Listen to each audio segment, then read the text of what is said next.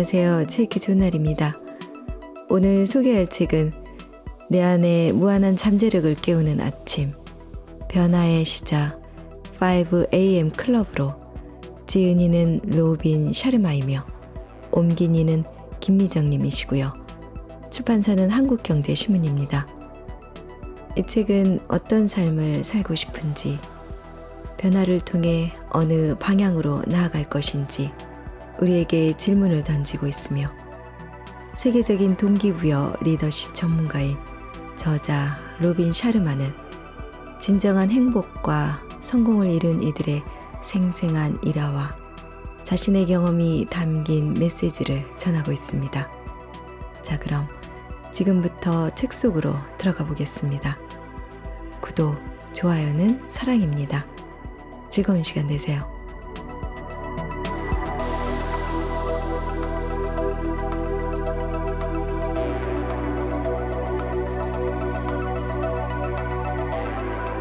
변화를 갈망하다. 총을 쓰면 너무 끔찍하겠지. 목을 매는 방법은 너무 구식이고, 손목을 긋는다면 너무 조용히 넘어가 버리겠지. 이제 방법을 정하는 일만 남았다. 한때는 영예로웠던 생을 신속하고 정확하게 가장 덜 지저분하면서 가장 효과적으로 끝낼 방법을. 불과 1년 전만 해도 아주 멋진 삶이었다. 그녀는 업계의 거물, 사회의 지도자, 자선가로 널리 칭송받는 기업인이었다. 대학 재학 중에 기숙사방에서 설립해 30대 후반인 지금까지 경영하고 있는 기술 회사는 제품을 내놓을 때마다 격찬을 받으면서 시장 점유율을 계속 높여왔다.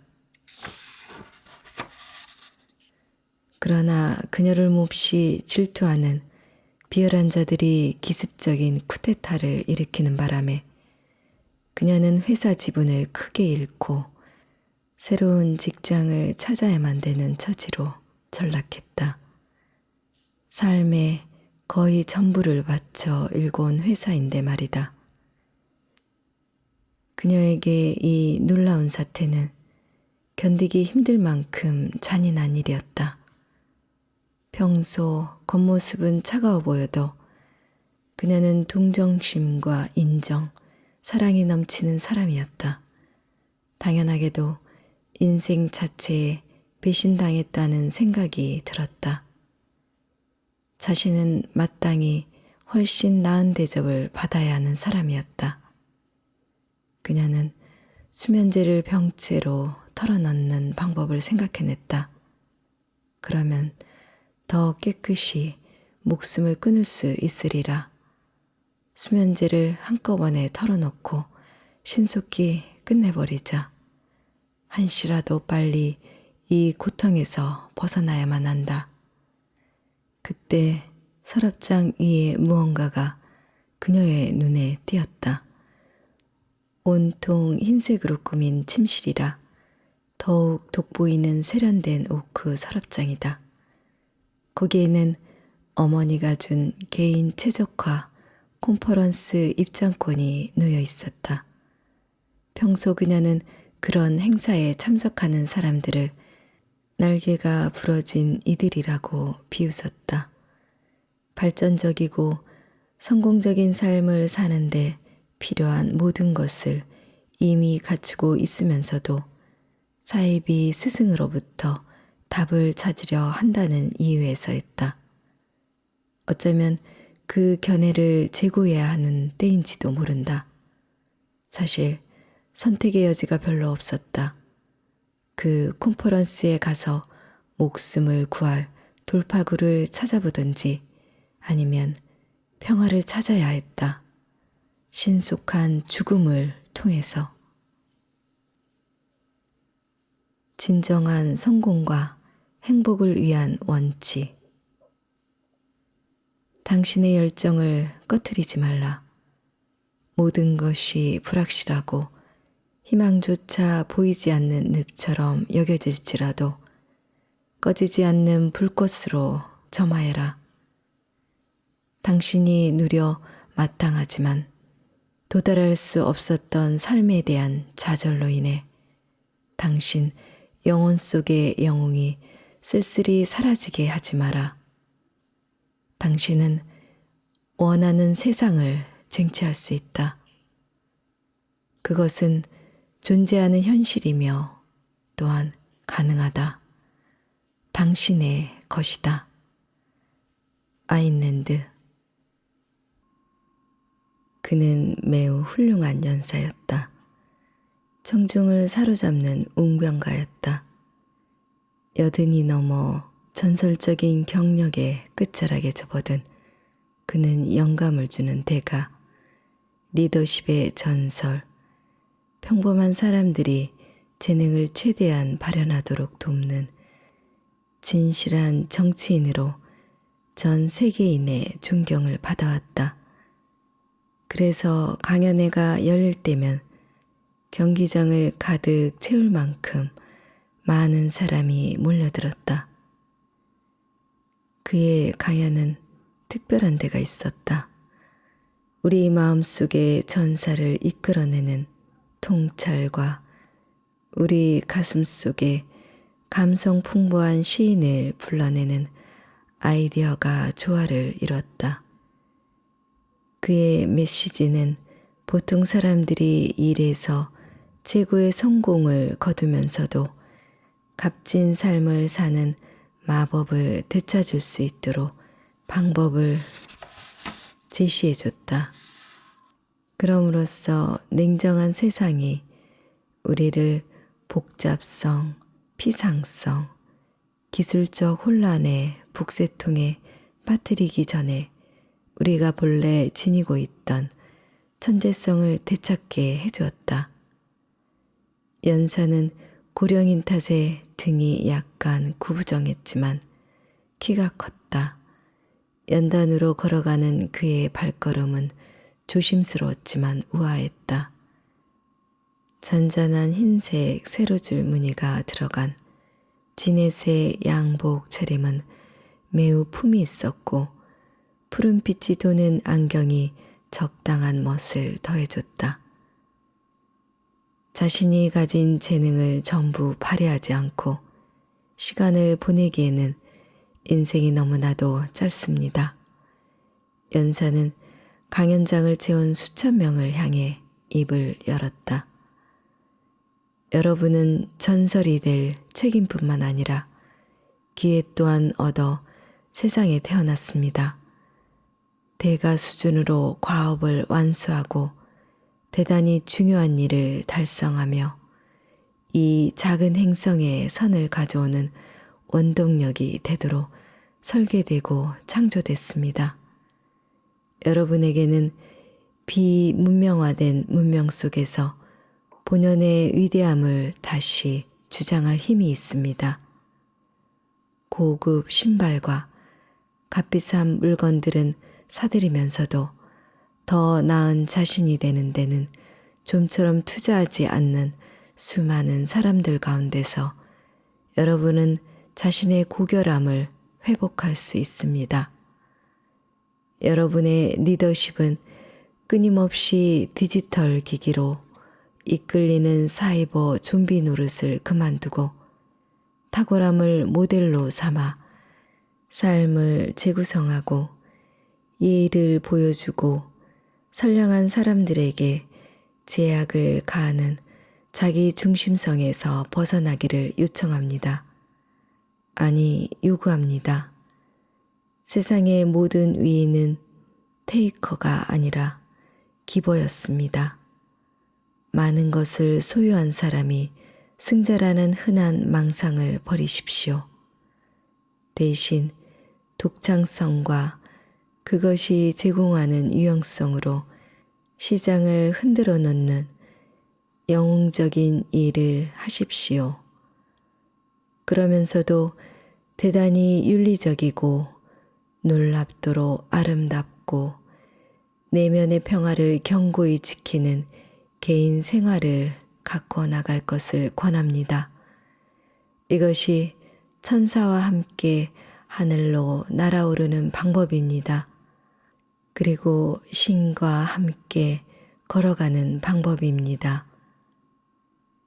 연사가 잠시 말을 멈추고 숨을 크게 들이쉬었다. 숨쉬기가 불편한 듯 숨을 들이쉴 때마다 쌕쌕거리는 소리가 났다. 그는 갓 입대한 이등병의 군화만큼 광을 낸 세련된 검정 부츠를 내려다봤다. 그 순간 앞줄에 앉은 청중은 그의 늙은 얼굴에서 눈물 한 방울이 떨어지는 것을 보았다. 그의 침묵은 몹시 불길했다. 연사가 불안정해 보이자 긴장 속에 몇몇 청중이 자리에서 들썩거렸다. 얼마 후 연사는 왼손에 들고 있던 마이크를 내려놓았다. 그리고 조심스럽게 바지 주머니에 손을 넣어 손수건을 꺼내 뺨을 닦았다. 여러분, 각자의 인생에는 사명이 있습니다. 여러분, 모두의 영혼은 본능적으로 탁월함을 지향합니다. 이 강당 안에 누구도 평범한 수준에 머물 필요가 없으며 산업계에 뚜렷이 드러나고 있는 집단적 탈전 문화와 명백한 사회현상인 대량 평준화에 굴복할 필요도 없습니다. 너무나 많은 선량한 사람이 머릿속으로 한계를 정해놓고 그것을 현실로 믿습니다. 뛰어난 잠재력을 지닌 많은 사람이 일이나 개인 생활에서 특별해질 수 없는 이유에 갇혀 살아갑니다. 그런 모습을 보노라면 제 마음이 아픕니다. 여러분의 변명은 모사꾼이며 두려움은 거짓말쟁이이며 의심은 도둑이라는 사실을 기억해야만 합니다. 많은 사람이 고개를 끄덕였다. 몇몇이 손뼉을 쳤고 이내 강당 전체가 박수 소리로 가득 찼다. 저는 여러분을 이해합니다. 정말입니다. 연사가 말을 이었다. 여러분의 인생에서 힘든 시간이 있었다는 것을 압니다. 누구나 그러니까요. 열의와 욕망, 호기심으로 가득한 어린 시절에는 어떤 꿈을 꾸었던가요? 그때 생각했던 대로 일이 잘 풀리지 않는다고 느낄 수도 있을 것입니다. 늘 반복되는 나날이 여러분이 계획했던 바는 아니겠지요. 일을 하다 보면 때때로 영혼이 질식할 것 같다는 느낌을 받기도 할 것입니다. 걱정거리들로 스트레스를 받고 끝없는 책임에 시달리느라 독창성이 억압받고 기운이 빠지는 것도 우리를 노예로 만드는 기술 탓에 하찮은 것들을 욕심내고 욕구의 즉각적인 충족을 갈망하는 것도 늘 똑같은 한 주를 보내면서 그게 인생이라고 부르는 것도 전부 계획에 없던 일일 것입니다. 땅에 묻히는 건 80살이 넘어서이겠지만 이미 30살 때부터 죽어있는 사람이 너무 많습니다. 네, 알고 있습니다. 여러분은 상황이 달라지기를 바랐을 것입니다. 더 재미있고, 더 신나고, 더 성취감을 주고, 특별하고, 신비로운 나날을 꿈꿨을 겁니다. 마지막 대목에서 연사의 목소리가 떨렸다. 숨쉬기도 힘겨워 보였다. 미간을 찡그리며 걱정스러운 표정을 짓던 그는 무대 한쪽에 놓인 의자로 가서 앉았다. 네, 이 강당에는 현재 좋아하는 삶을 사는 사람도 많이 있다는 것을 알고 있습니다. 이 일에 열중하고 거의 비현실적인 열정으로 가족과 지역사회를 풍요롭게 하며 세상에서 큰 성공을 거둔 사람들이겠죠. 정말 잘하셨습니다. 하지만 그런 분들에게도 춥고 위험한 계곡에서 길을 잃었던 시기가 있습니다. 탁월성과 용기로 가득 찬 내면의 보물창고에 등을 돌리고 편안함과 두려움, 무감각의 좁은 세계로 주저앉는 바람에 창조력과 생산성이 무너졌던 적이 있습니다. 나약한 삶에 실망하고 어린 시절의 부푼 꿈들이 꺾였던 적이 있습니다. 믿었던 사람에게 상처를 받고 이상이 훼손된 적이 있습니다. 그리고 순수한 마음이 짓밟히면서 삶이 황폐해졌던 적도 있습니다. 강연장이 동굴안처럼 조용해졌다. 여러분이 인생 행로에 어디쯤 와 있든 불완전한 과거의 고통으로 멋진 미래의 영광이 방해받게 하지 마십시오. 여러분은 스스로가 알고 있는 것보다 훨씬 강합니다. 눈부신 승리와 넘치는 축복이 곧 찾아올 것입니다. 여러분이 지금 겪고 있는 가혹한 시련은 대단히 생산적이고 비범하고 영향력 있는 삶을 영위하는데 요구되는 성장의 과정입니다. 혹시 지금의 삶이 엉망진창이라고 느껴진다면 그것은 두려움이 믿음보다 조금 더 강하기 때문입니다. 연습을 통해 두려움에 떠는 내면의 목소리를 낮출 수 있습니다. 그리고 승리의 목소리를 높일 수 있습니다.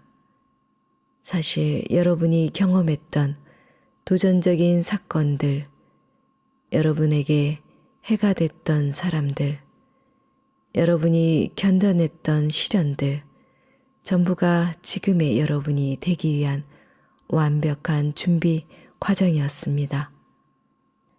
지금 여러분 안의 보물, 재능, 힘을 깨어나게 하는 교훈들이었습니다. 어떤 것도 우연이 아니었습니다. 헛된 것은 없었습니다. 여러분이 가장 원하는 삶을 시작하기 위해서 반드시 거쳐야 할 것들이었습니다. 그것들이 여러분을 세계를 변화시킬 인물, 제국을 건설할 주역, 역사의 창조자로 만들어줄 것입니다. 아주 쉬운 일처럼 말씀하시지만 실제로는 그렇지 않죠. 5째 줄에 앉은 빨간 야구 모자를 쓴 남자가 소리쳤다. 불쑥 내뱉은 지적이 무례해 보일 수도 있었지만 그의 음색과 몸짓은 연사에 대한 진심 어린 존경을 드러내고 있었다. 나도 선생의 의견에 동의합니다. 어떤 아이디어든 활용되지 않는다면 전혀 가치가 없습니다. 아무리 작은 실행이라도 거창한 의도보다 가치가 있습니다. 그런데 경이롭고 전설적인 인물로 성장하기 위한 실행이 쉽다면 모든 사람이 그렇게 하고 있겠죠. 그렇지 않습니까? 그렇죠. 빨간 모자를 쓴 남자가 손가락으로 아랫입술을 문지르며 대답했다. 사회는 우리에게 거짓말을 해왔습니다. 연사가 힘겹게 일어나 말을 이었다. 모든 가능성에는 안전한 항구를 떠나려는 힘겨운 노력, 정기적인 재창조, 깊은 헌신이 매일 요구됩니다. 그런데도 사회는 즐기며 사는 것이 낫다고 말해왔죠.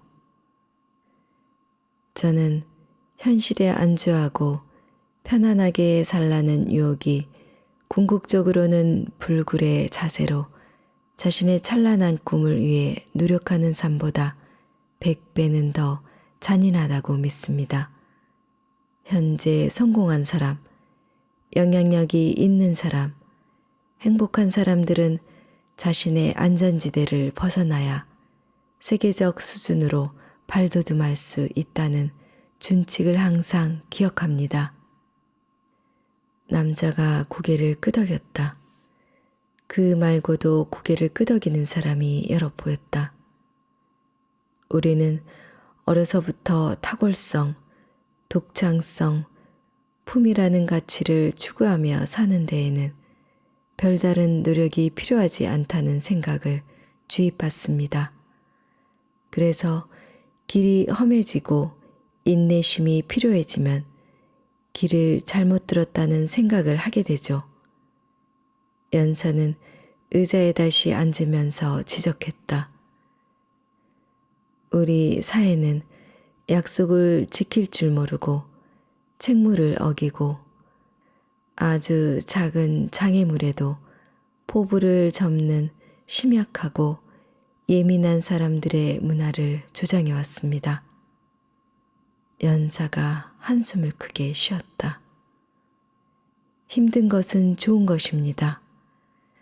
진정한 위대함과 타고난 천재성의 발현은 본디 어려운 일입니다. 최대 한계까지 안간힘을 다해 노력하는 사람들만이 자신의 위대함과 천재성을 드러낼 수 있습니다. 자신의 특별한 힘, 가장 뛰어난 능력, 가장 고무적인 야망을 실현하는 여정에서 발생하는 고통은 인간에게 만족감을 선사하는 가장 큰 원천 중 하나입니다. 보상을 받는데 필요한 일을 다 했으며 최상의 자신이 되기 위해 대담하고도 열정적으로 노력했다고 확신할 때 행복과 내적 평화의 문이 열립니다.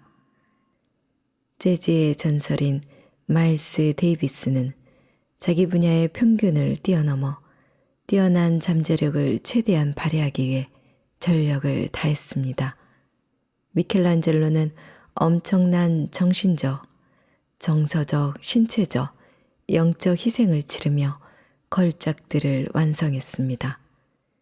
평범한 재봉사이지만 대단한 용기를 지녔던 로사 파크스는 버스에도 흑인과 백인의 좌석이 따로 있던 시절 체포되는 굴욕을 무릅쓰고 백인에게 자리를 양보하기를 거부하여 흑인 인권운동에 불을 지폈습니다.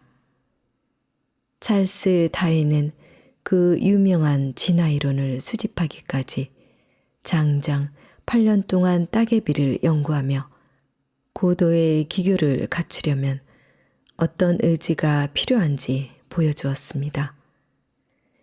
다시 오지 않을 인생의 많은 시간을 시답지 않은 셀피와 온라인 친구들의 아침 식사를 구경하거나 폭력적인 비디오 게임을 하는데 소비하는 대다수 현대인은 이러한 헌신을 미친 짓으로 치부할 것입니다. 연사는 이렇게 지적하면서 마치 참석자 한 명 한 명과 시선을 맞추기라도 하려는 듯이 강당을 둘러보았다. 스티븐 킹은 캐리가 팔려 유명해지기 전에 고등학교 장문교사와 세탁 공장 인부로 일했습니다. 늙은 연사 이야기가 이어졌다. 그는 원고가 몹시 실망스러워 쓰레기통에 버리려고 했어요. 다행히 그의 아내 테비사가 남편이 외출했을 때 원고를 발견했죠. 그녀는 담뱃재가 묻은 원고를 깨끗이 털어 읽어보고는 남편에게 멋진 작품이라고 말해줬습니다. 그제야 킹은 원고를 출판사에 보냈죠. 그래봐야 선인세로 겨우 2,500달러를 받았지만 말입니다. 정말? 앞쪽에 앉은 여성이 무심코 중얼거렸다. 그럼요, 라고 연사가 대답했다. 빈센트 반 고흐 또한 평생 900점의 유화와 1000점 이상의 스케치를 남겼지만 사후에야 유명해졌습니다. 그의 창작욕은 대중의 박수갈채로 부추겨진 자부심에서 나온 것이 아니었습니다. 어떤 고난을 감내하더라도 자신의 창조력이 어디까지 발휘될 수 있는지 보고 싶어하는 본능에 고무된 것이었습니다. 전설적 존재가 되기란 절대 쉽지 않습니다. 하지만 저는 평범함에 갇히기보다는 그 길을 선호합니다. 평범함은 영웅의 잠재력을 가진 수많은 사람이 끊임없이 경계해야 하는 상황이죠. 연사의 말투는 무척 단호했다. 간단히 말하면 여러분이 가장 불편하게 느끼는 상황에 가장 큰 기회가 있다는 것입니다. 마음이 불편해지는 신념, 위협을 느끼는 감정, 불안함을 느끼는 프로젝트 등 여러분의 불안정한 부분이 저항하는 곳에서 재능을 발휘해야 합니다. 창의적인 생산자이며 개인적 자유와 기회를 추구하는 사람으로서 자신의 역량을 깊이 들여다보십시오. 그런 다음 그 신념과 감정, 프로젝트를 속히 받아들이십시오. 그것들을 무시하며 일상을 반복해서는 안 됩니다. 겁을 먹었던 그것들에 발을 들여놓을 때 여러분은 잊고 있던 힘을 되찾을 것입니다. 그리고 어린 시절 이후로 잃었던 순수와 경외감을 되찾게 될 것입니다. 갑자기 연사가 기침을 하기 시작했다. 처음에는 가벼운 기침이었으나 점차 격렬한 기침으로 변했다. 그러다가 갑자기 부 고꾸라졌다. 한 손에는 휴대전화, 다른 한 손에는 낡은 수첩을 든 비서가 철제 계단을 뛰어 올라갔다. 하지만 너무 늦었다.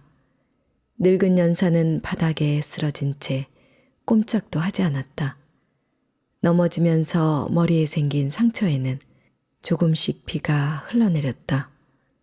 손에는 여전히 손수건이 쥐어져 있었다. 안경이 옆에 떨어져 있고 반짝거리던 그의 눈은 감겨 있었다.